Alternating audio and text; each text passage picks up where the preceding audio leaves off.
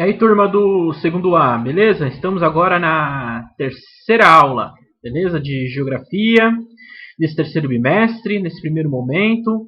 Sobre a atividade, eu vou falar somente só lá na quarta aula, beleza? E nessa terceira aula, o que nós vamos trabalhar? Né? Quais são os temas? São as dinâmicas sociais, beleza? Demografia e conceitos demográficos. A população brasileira e seu crescimento entre os séculos 20 e de 21 e distribuição e concentração dessa população, né, da nossa população brasileira. Beleza. Quais são as habilidades? Analisar os diferentes períodos de crescimento da população brasileira, relacionando-os com os processos históricos correspondentes, reconhecer e aplicar os conceitos de crescimento vegetativo, taxa de mortalidade, taxa de natalidade, de mortalidade infantil, de fecundidade. Relacionar a dinâmica dos fluxos populacionais à organização do espaço geográfico brasileiro. Analisar dados representativos da participação das mulheres na estrutura demográfica do Brasil. Beleza? Então vamos lá. O que é demografia, né? O que é a demografia é o estudo, né, das populações humanas em um determinado momento com relação ao tamanho, distribuição e estrutura da sua população. Então a demografia basicamente ela estuda qual o tamanho dessa população, como ela está distribuída no território e qual a sua estrutura, beleza? Se tem mais homens, se tem mais mulheres, se é composta por mais crianças, por mais idosos, se essa população, as pessoas morrem mais cedo, se essa população se vive mais, né? Essa é a estrutura da população, a distribuição, se ela está mais ao sul, se está mais ao norte, se mora mais em cidades, se mora mais próximo ao litoral, qual o tamanho? Se é uma população de fato populosa, né? Se é menos populosa, se é pessoas, por exemplo, se é um país de mais 1 bilhão de habitantes, é um país com 5 milhões de habitantes. Então, tudo isso é estudado pelos demógrafos, né? E ela também analisa as mudanças que ocorreram na população ao longo de um tempo, principalmente o crescimento da sua população. Né? A maior ou menor ocorrência de nascimentos, óbitos e migrações são causas básicas do crescimento populacional. Então, está tudo relacionado. Se nasce, se morre, se migra, né? Tudo isso é relacionado para o cômputo populacional. Então, há na demografia teorias e visões diferentes na forma de explicar o crescimento humano. Então, nós temos aí 3 teorias. Vamos falar agora para vocês. A primeira delas é a teoria malthusiana, né? Foi elaborado por um economista inglês chamado Thomas Malthus. Ele elaborou uma teoria que ele afirmava que a população cresceria a um ponto tão grande que seria impossível produzir alimentos suficientes para alimentar o número de pessoas no planeta. Sua teoria tinha como eixo central a desigualdade entre o ritmo de crescimento da população e o ritmo de produção de alimentos. Para ele, a população empobrecida era culpa pelo crescimento acelerado das populações humanas. Então, primeiro, Malthus tinha uma ideia, e essa ideia mais à frente, como vocês verão, vai ser desfeita, vai ser desmanchada. Né? Essa ideia dele foi logo no século XIX, no avanço da Revolução Industrial, né, em que se produziu uma grande pobreza urbana. Então ele se assustava com aquele contingente de pobres, e por isso pôs a culpa nesses pobres, nessas populações empobrecidas, dizendo que seriam eles os culpados por esse crescimento exagerado da população, né? Essa é uma visão preconceituosa, pois coloca no pobre uma pecha de fossem pessoas promíscuas, né? E pessoas sem valores, né? E ele tinha uma ideia que o crescimento, havia uma desigualdade no crescimento humano, humano e a produção de alimentos, né? Então, assim, os seres humanos cresceriam em progressão geométrica e a produção de alimentos em projeção aritmética, né? Então, os seres humanos se multiplicariam, mas a produção de alimentos seriam, de fato, somas. E isso se provou ao contrário dos dias atuais, né? Então, essa foi a primeira teoria, em que ele acreditava que a produção de alimentos não daria conta de tanta gente, e os culpados por isso seriam os pobres.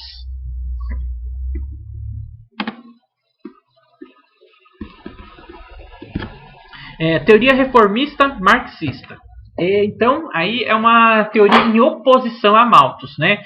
Para os reformistas, é a pobreza que gera a superpopulação. Então, não seria os pobres, né? Não seria o indivíduo, o pobre, né? Mas sim a pobreza, a condição em que ele vive, que geraria essa superpopulação. Primeiro, não seria a falta de acesso à educação, falta de acesso a planejamento familiar, falta de acesso a serviços a métodos contraceptivos. Então isso levaria à superpopulação, não o pobre em si, né? Então, com base nas ideias de Marx, os reformistas afirmavam que o problema demográfico está na grande concentração de alimentos nos países ricos e, consequentemente, na má distribuição dos países pobres. Então, nós temos alimentos sendo produzidos, esses alimentos dá para a população do mundo inteira, mas o problema é que está concentrado nos países ricos, né? Então, os países ricos, muitas vezes desenvolvidos, desperdiçam seus alimentos, enquanto as outras partes do mundo há pessoas pobres que estão passando fome. Então, os reformistas veem na miséria a principal causa do crescimento acelerado da população. Se não houvesse pobreza, as pessoas teriam acesso à educação, à saúde e higiene, o que regularia naturalmente o crescimento populacional, né? Então, é uma teoria que visa o quê? Atacar o problema seria o sistema, é a forma como é gerido o sistema, não culpar o indivíduo. Então, essas são as duas diferenças entre a teoria malthusiana e a teoria marxista. E nós temos a seguir uma terceira teoria, que é a teoria...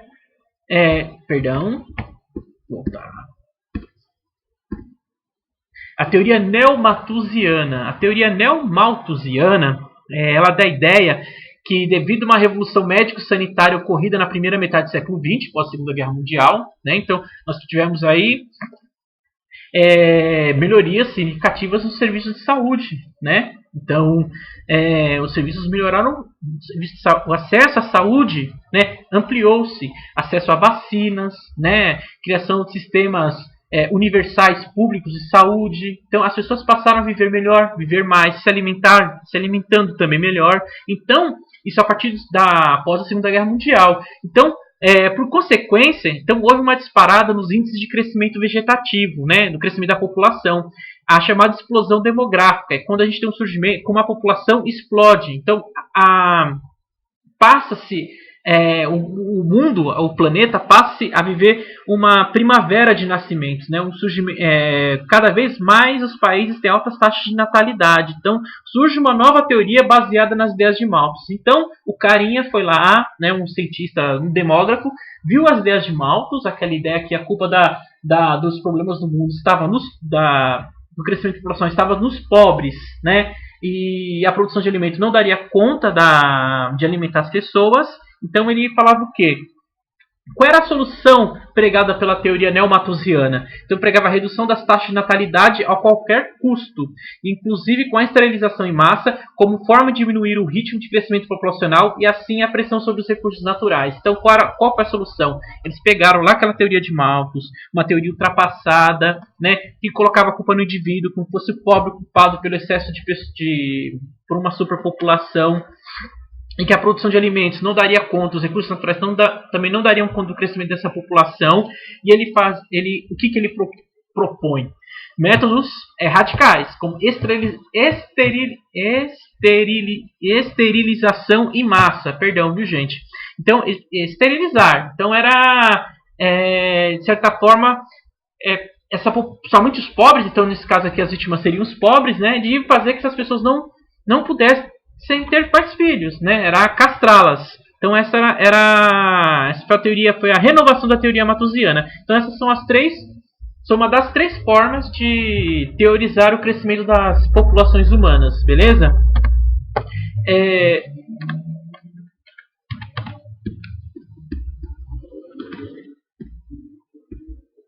Nós chegamos agora nos conceitos demográficos, né? Entender a configuração de uma população é algo necessário em virtude de diversos aspectos.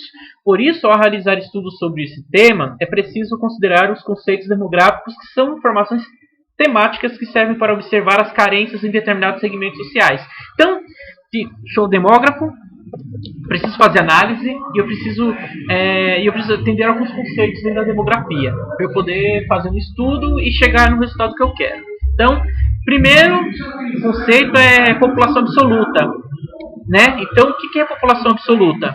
O primeiro conceito é população absoluta, que refere-se ao total de habitantes de um país. Então, é a população total. Por exemplo, Franco da Rocha tem 154 mil habitantes, segundo o censo do IBGE. Não sei se não. Segundo os dados do IBGE Cidades. Francisco Morato tem em torno de 174 mil e Caieiras em torno de 101 mil habitantes, né? Segundo a estimativa do IBGE. A densidade demográfica significa que corresponde ao número de habitantes residindo num quilômetro quadrado. Por exemplo, a densidade demográfica de Caieiras, no território de 97 quilômetros quadrados, dividido por 100 mil habitantes, daria em torno de 900 a 1.000 habitantes morando dentro de um perímetro de 1.000 metros quadrados, de 1 quilômetro quadrado, por exemplo. Essa seria mais ou menos... Essa é a densidade demográfica, a quantidade de pessoas morando juntas num determinado território. Isso pode variar no território porque o território ele é ocupado de forma desigual, né? Há regiões concentradas e há regiões vazias. Por exemplo, se nós pegássemos Franco da Rocha, Francisco Morato e Caieiras, se vocês abrirem agora o Google Maps, vocês poderão observar que as áreas urbanas elas estão todas concentradas próximas, juntas à linha do trem, na área central, né, desses municípios. As bordas, as franjas, né, são vazios, né, onde tem áreas de mata, de chacras, onde residem poucas pessoas, não são áreas urbanas. Taxa de natalidade é o número de crianças nascidas vivas numa região, num período básico de 1 ano, expressa em unidades por milhar, certo? Então, temos a taxa de mortalidade, que é o número de óbitos de uma população ocorrida em uma unidade definida no período de 1 ano, é dividido em mortalidade infantil, juvenil e adulta. Certo? Os mais utilizados aí, os termos é a mortalidade, o mais utilizado, né, em análise de cálculo aqui no Brasil é a taxa de mortalidade infantil, que é a quantidade de crianças que morrem, né, no período de 1 ano, né, e a cada 1.000 crianças. Beleza? Então, é uma taxa dividida por milhar. Beleza? Então, natalidade e mortalidade são divididas por milhar numa determinada região, num determinado período de 1 ano, basicamente. Beleza? Mas pode ser um mês, pode ser uma análise semestral, pode ser uma análise de uma década. Crescimento vegetativo é a relação entre as taxas de natalidade e as taxas de mortalidade. Então, por exemplo, você pega a quantidade de nascimentos e subtrai pela taxa de mortalidade. Se o resultado é positivo, então essa população está crescendo positivamente. Se o resultado é negativo, então condiz que está havendo mais mortes do que nascimentos numa determinada região, num determinado período de tempo. Beleza? Certo? Crescimento demográfico. Além do crescimento natural ou vegetativo, chamamos de movimento demográfico vertical, a mobilidade horizontal dos povos ao longo da história, as migrações, também influenciam o aumento populacional de uma região. Entretanto, como vimos, a principal causa é o crescimento natural. Como as variáveis responsáveis pelo crescimento demográfico apresentam melhor qualidade nos países desenvolvidos, existe uma grande diferença entre esses países e os subdesenvolvidos quanto ao aumento populacional. Então, nós temos também o fator migração. Beleza? Então, na conta da demografia, na contagem da população, entre as pessoas que migram. As pessoas tanto que migram, que saem do seu local de origem para outro, tanto daquelas que vão sair de um lugar distante e vão chegar até aqui. Então, essa conta também é posta na conta do crescimento demográfico para contar o crescimento de uma população. Vide, né, exemplo, foi o crescimento da cidade de São Paulo ou das cidades da região metropolitana durante as décadas de 40 e década de 70, né, que cresceram demais. Então, foi graças ao quê? Esse contingente de imigrantes que vieram para as cidades e que também compuseram nos dados demográficos dessas cidades. Beleza?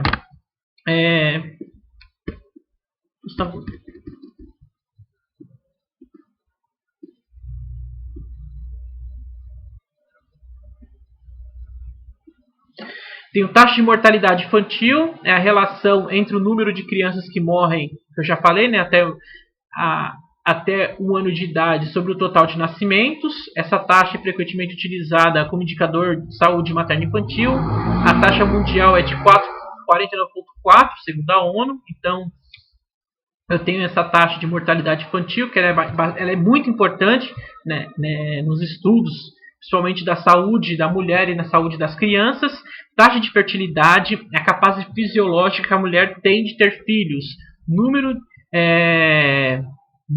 de mulheres em idade fértil. Então, é a quantidade de mulheres que eu tenho, né, num determinado local, num determinado espaço de tempo, em idade fértil. Segundo o IBGE, a idade fértil é de entre 15 e 49 anos, que seria a idade em que a mulher tem filhos. Né? O que é taxa de fecundidade?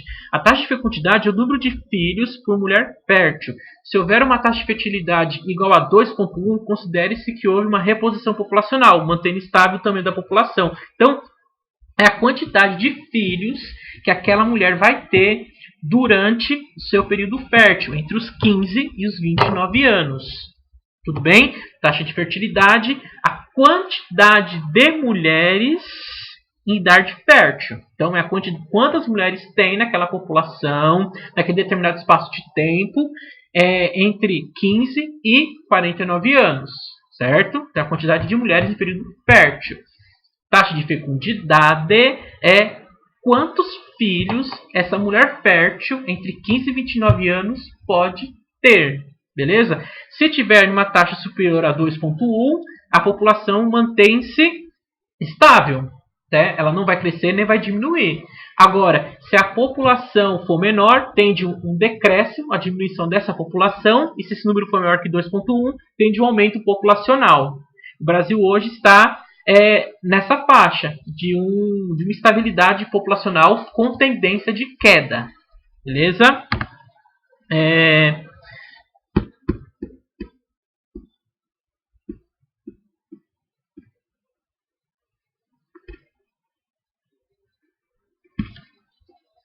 Superpopulação. Uma área é considerada superpovoada quando sua população ultrapassa o limite acima da qual se torna difícil o aumento da produção de recursos para a sua subsistência. Em outras palavras, quando a população é maior que os recursos disponíveis. A população, portanto, não está diretamente relacionada à densidade demográfica. Uma área só é considerada superpovoada quando sua população ultrapassa seu limite. Isso acontece bastante em países pobres, nessas áreas, as áreas superpovoadas, quando você não consegue, quando o Estado, né, quando essa população vive ali naquela região, mas ela não tem garantia de acesso, principalmente à alimentação, a serviços básicos de saúde e nem trabalho. Então é algo caótico, né? Então, e quando isso acontece, isso é frequente nos países mais pobres, principalmente nos países da África e nos países da Ásia, em alguns países da Ásia, né? Então, o que vai acontecer naquela região? Principalmente, primeiro, o baixo nível da qualidade de vida, e prevalece a fome e a difusão de moléstias infecto-contagiosas, de doenças, né?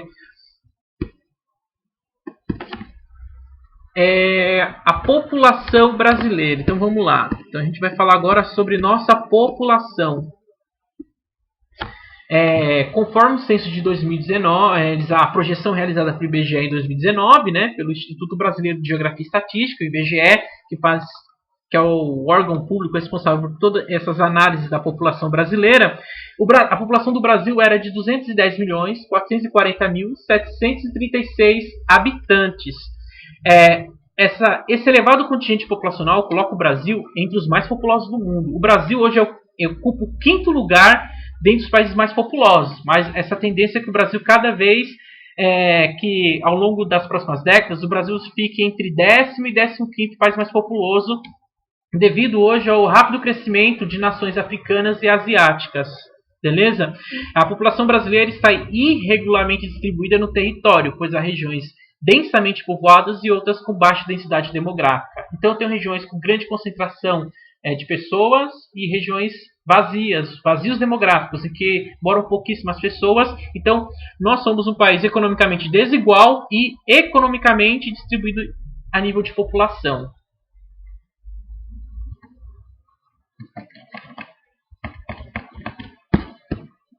Só um instante, gente. Só me encontrar aqui. Vamos lá. Desculpa.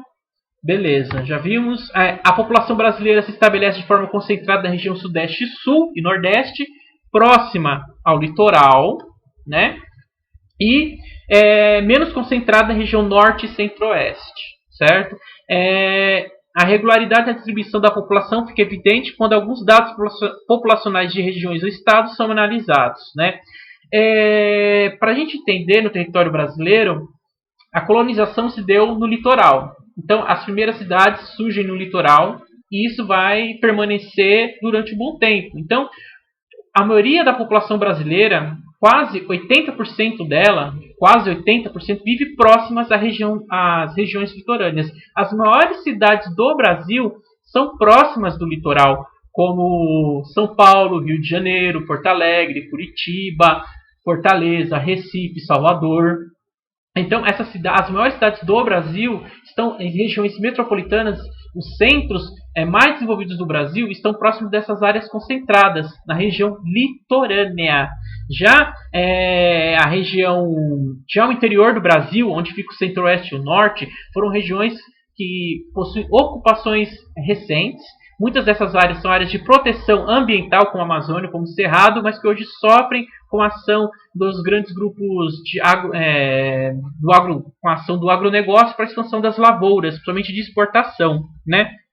Um dado interessante é que São Paulo hoje concentra 45 milhões de brasileiros, quase 20% da população do Brasil, sendo superior a todas as populações do centro-oeste e norte juntas. Então, só o estado de São Paulo tem mais população, mais pessoas residindo no estado de São Paulo do que na região centro-oeste e norte juntas. Esse aqui é o crescimento populacional brasileiro entre os anos de 1890 e 2010, e uma projeção para 2020, certo? Então, quanto que a população brasileira está crescendo?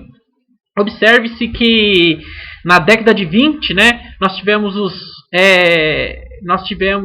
o maior e, por consequente, os menores índices de crescimento populacional, né? Você pode ver que entre 1910 e 1920 aqui, né, qualquer uma dessas duas, 37 foi a taxa de crescimento de 37,8%, enquanto na década de 1930, 1940 foi 17,3%, foi 17,3%. Então, no século XX, nós temos as maiores e uma das menores taxas de crescimento populacional. Evidente que já no século XXI, a partir de 2000, né, século XXI, viu gente? Século XXI, 2000 é 21, né? Nós observamos que tem havido um menor crescimento da população brasileira, beleza?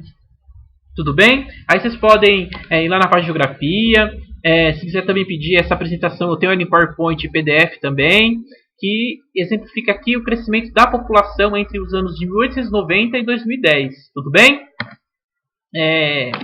O Sudeste, portanto, é a região mais populosa, né? Primeiro, pelo país por ser a primeira região, por ser São Paulo, Rio de Janeiro, as primeiras regiões do Brasil a se industrializar, a entrar no processo de industrialização. Então, isso atraiu um contingente populacional enorme, principalmente de imigrantes nordestinos que vieram para essas cidades, né? São Paulo e Rio de Janeiro, principalmente a região metropolitana de São Paulo, região metropolitana de Rio de Janeiro, né? Então, hoje é uma região economicamente e industrialmente desenvolvida, né? O surgimento da indústria no Sudeste foi primordial para a urbanização e concentração populacional na região, pois ela tornou uma área de atração para trabalhadores de diversos pontos do país. Então, os trabalhadores viram a região Sudeste como um lugar de fazer a vida. Então, isso fez as cidades do Sudeste terem significativos aumentos em suas populações, né?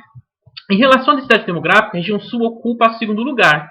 As causas dessa concentração se devem principalmente pelo fato de a região ser composta por apenas 3 estados e pela riqueza contida neles, que propiciam um elevado índice de urbanização. Então, a região sul brasileira são somente 3 estados e possui uma região que possui riqueza, né, riqueza econômica, e que isso proporciona um bom índice de urbanização. O Nordeste é a segunda região mais populosa. No entanto, a densidade demográfica é baixa, proveniente da migração ocorrida para outros pontos do Brasil. Então, a densidade demográfica do Nordeste é baixa, principalmente daquela população que saiu do Nordeste lá nos anos 50, 60, 70, para vir para São Paulo, mas ainda é a segunda região mais populosa devido às capitais do Nordeste serem cidades extremamente populosas, como Salvador, como Recife, como Fortaleza, né? E depois nós temos o Centro-Oeste, que ocupa o quarto lugar quando se trata de população relativa, e isso é provocado pelo tipo de atividade econômica que está vinculada à agropecuária, que requer pouca mão de obra. O que acontece? No Centro-Oeste, né, o foco é a questão do agronegócio. E hoje, o agronegócio no Centro-Oeste é um agronegócio ligado ao capitalismo mais avançado. Então, a nível de exportação. Então, hoje, é uma agricultura moderna, que não precisa de muitas pessoas trabalhando no campo. Nisso, as pessoas não ficam nessas regiões. Então, é uma região, uma das regiões menos populosas do Brasil. A população brasileira no século XX e XXI. O crescimento da população no século XX, no século XX, o crescimento da população com altas taxas de natalidade e diminuição das taxas de mortalidade, né, acompanhando os países desenvolvidos. Qual foram os motivos? Avanço tecnológico, da agropecuária, melhoria nas condições sanitárias, avanço na medicina, industrialização e infraestrutura, primordial para essa melhoria no crescimento da população, né? No século XXI, desaceleração do crescimento da população, justificado com a diminuição das taxas de natalidade e diminuição das taxas de mortalidade. Então, o crescimento ele não vai ser mais tão rápido, agora ele tende a ser lento. Primeiro, diminuição da taxa de natalidade, devido ao número de filhos que as mulheres cada vez mais as mulheres vêm tendo menos filhos, né? Então, por exemplo, como está aqui no slide, a diminuição das taxas de fecundidade. Então, cada vez mais as mulheres vão tendo menos filhos. Isso devido ao quê? Maior participação da mulher no mercado de trabalho, aumento da utilização de anticoncepcionais, aumento da idade média de casamentos. As mulheres agora optam a casar depois de estarem formadas, ou talvez nem casem, né? O aumento da qualidade de vida, avanço tecnológico na área médica e maior controle de doentes. Isso favoreceu a diminuição das taxas de fecundidade. Um dado interessante nessa tabela aqui, nesse gráfico. Brasil, redução da taxa de fecundidade de 1940 a 2010, projeções para 2013 e 2020. Bom, 2013 já passamos e estamos agora em 2020. Uma mulher podia ter, durante seu período fértil, dos 15 aos 49 anos, uma média de 6,2 filhos. Em 40, manteve-se em 50, manteve-se em 60. Na década de 70, começa a diminuir. 5,8, em 80, 4,4, 91, 2,9, 2000, 2,4, 2010, 1,9, 2013, 1,8 e 2020, 1,6. E uma tendência de queda em que as mulheres, cada vez mais, as mulheres tenham menos filhos. E as mulheres também optam em não ter filhos. Concentração populacional no Brasil. A ocupação no Brasil hoje se dá no litoral, beleza? Então, devido à colonização, algo que já foi falado, né? Então, a ocupação do litoral teve início na época da colonização. A maior parte da população brasileira, cerca de 75%, quase 80%, está concentrada na faixa de até 300 km de distância do litoral.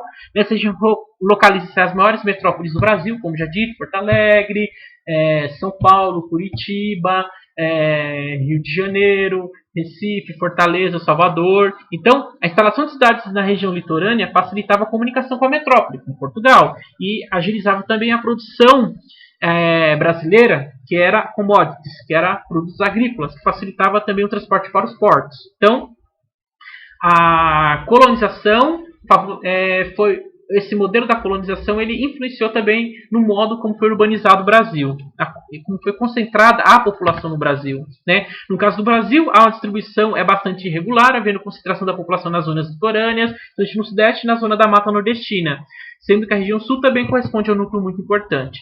Essas três regiões juntas reúnem 82% da população, viu, galera? Que se distribui em 36% do território brasileiro. Então, vejam como é desigual, né? Zona da Mata Nordestina, Sudeste brasileiro e região Sul correspondem a 82% da população brasileira, a quase aí 180 a 190 milhões de habitantes. Isso em 36% do território brasileiro, né?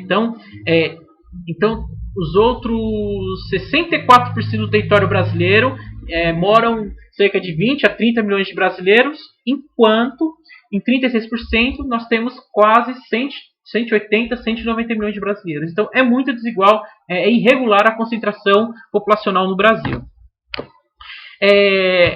O que significa a distribuição da população? Usamos a expressão distribuição da população para designar a maneira pela qual a população de certo lugar está distribuída. Por exemplo, se fôssemos analisar a densidade demográfica nas regiões norte e centro-oeste, ela pode chegar a ser inferior a 2 habitantes por quilômetro quadrado, sendo que a área dessas regiões corresponde a 64% do território nacional. Vejam só. Então, num quadrado de um quilômetro quadrado, né, numa área de 1 quilômetro quadrado, uma população chega a ser inferior a 2 habitantes, sendo que o norte e centro-oeste corresponde a 64, a quase 2/3 do território nacional. Então, é possível fazer uma análise, né, daquela região em que 36% tem mais de 82%, enquanto 64% do território nacional nós temos só 18% da população brasileira. Então, é para poder fazer essa comparação e chegar aí a como é desigual essa distribuição populacional no Brasil. E aqui nós temos um mapa, né, um mapa temático que ele vai nos informar essa densidade demográfica no Brasil. Então nós temos a legenda. Quanto mais forte a cor, maior é a concentração populacional, e quanto mais fraca for ficando a cor, mais for clareando, é uma menor concentração populacional. Então nós podemos ver, reparem bem aqui, ó, o cursor. Eu estou vendo, vocês podem ver que próximo do litoral, né, principalmente aqui do Sudeste, São Paulo, Rio de Janeiro, região de Belo Horizonte, Paraná, Curitiba, Porto Alegre, região de Salvador, Recife, Fortaleza, vocês podem ver que essas cidades aqui, ó, próximas ao litoral, né, podem ver que essa mancha aqui, ela é mais forte próximo do litoral, né? Então, exemplificando que nessa região aqui mora cerca de 80% da população brasileira. Já na região centro-oeste, onde nós temos aqui o Mato Grosso do Sul, Goiás, né, região norte, Tocantins, o Pará, o Acre, muito importante o Acre, o Amazonas, né, nós vemos que a tendência dessa densidade aqui na cor, né, fica mais claro. Por quê? Porque tem uma densidade menor. A concentração aqui de pessoas morando juntas é menor. Então, é um número menor da população. Enquanto já próximo da faixa litorânea temos uma maior concentração populacional. Né? Isso diz muito como o Brasil foi colonizado e como também o Brasil foi distribuído populacionalmente. Beleza, galera? Tudo bem?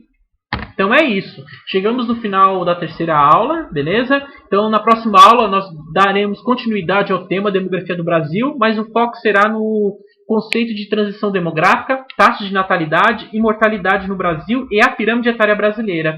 Espero que vocês tenham entendido. Eu ainda cometo algumas falhas, alguns erros, principalmente em vícios de linguagem, e talvez acelere um pouco na minha fala, mas qualquer coisa, qualquer sugestão, críticas, estou aberto, beleza? Qualquer coisa, manda o zap. E como disse, na quarta aula que eu vou falar sobre atividade para vocês do segundo A, tá? Beleza, gente? Então falou, até a próxima. Fui!